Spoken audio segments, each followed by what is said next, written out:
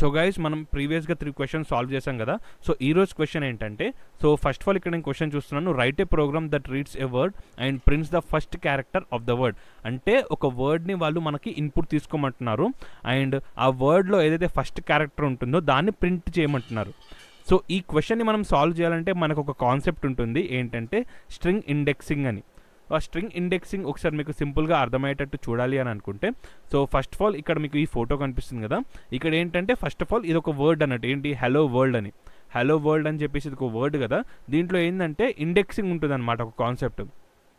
So ఇక్కడ ఏంటంటే ఒక ఫస్ట్ లెటర్ ఏదైతే ఉంటుందో హెచ్, దీనికి 0 డినోట్ అయి ఉంటుంది, 0. దాని తర్వాత 1 2 3 4 5 అండ్ స్పేస్ని కూడా ఒక క్యారెక్టర్లా తీసుకుంటుంది అండ్ 6 7 8 9 అట్లా కంప్లీట్గా వెళ్తూనే ఉంటుంది అనమాట.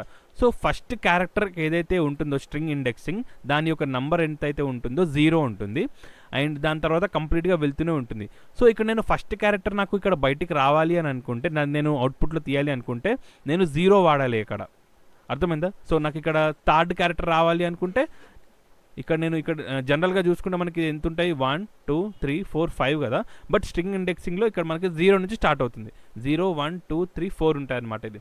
సో రివర్స్లో చూసుకుంటే ఇక్కడ మనకి -1 -2 -3 -4 -5 అలా వెళ్తూనే ఉంటుంది రివర్స్లో చూసుకుంటే.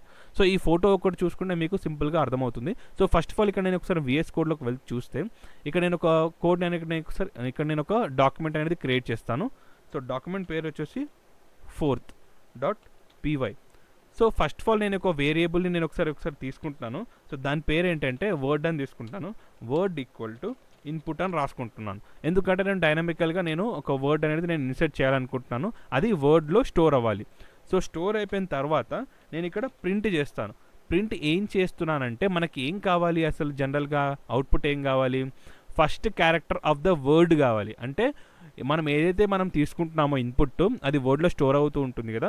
సో ఇక్కడ నేను వర్డ్ అని తీసుకుంటున్నాను. సో దాని ఫస్ట్ క్యారెక్టర్ కావాలి అనుకుంటే మనం ఇక్కడ ఫోటో తీసుకుంటే, ఇక్కడ ఫస్ట్ క్యారెక్టర్ అంటే ఏంది, ఇది కాదు first character. So first one ఇదే కదా, హెచ్ కదా. సో ఫస్ట్ క్యారెక్టర్ మనం ఇక్కడ అవుట్పుట్ తీయాలి అనుకుంటే మనం ఇక్కడ ఏం ఇండెక్సింగ్ వాడాలి, 0 వాడాలి. సో ఇక్కడ నేను వర్డ్ కదా, వర్డ్ లోపల మనము ఆ క్యారెక్టర్ని బయటికి తీసుకురావాలంటే ఇట్లా స్క్వేర్ బాక్సెస్ తీసుకోవాలి. ఇక్కడ నేను 0 రాయాలి. సో 0 రాస్తే అంత మన ఫస్ట్ క్యారెక్టర్ అనేది మనకి ఇక్కడ అవుట్పుట్ తీయగలుగుతాం అనమాట. సో ఒకసారి నేను ఇక్కడ అవుట్పుట్ అనేది చూస్తాను. అవుట్పుట్ మనం ఇక్కడ ప్రింట్ చేస్తే, ఇక్కడ ఫస్ట్ ఆఫ్ ఆల్ మనం ఒక వర్డ్ అనేది మనం ఇక్కడ రాయాలి. ఏం రాద్దామంటే హలో వరల్డ్ అని మాత్రమే రాద్దాం, హలో వరల్డ్ రాసేసి ఎంటర్ చేద్దాం. సో ఇక్కడ మనకి ఫస్ట్ క్యారెక్టర్ అయితే వచ్చింది కదా, సో ఈ విధంగా మనము స్ట్రింగ్ ఇండెక్సింగ్ ద్వారా మనము ఈ ఫస్ట్ క్యారెక్టర్ అనేది మనం తీసాము.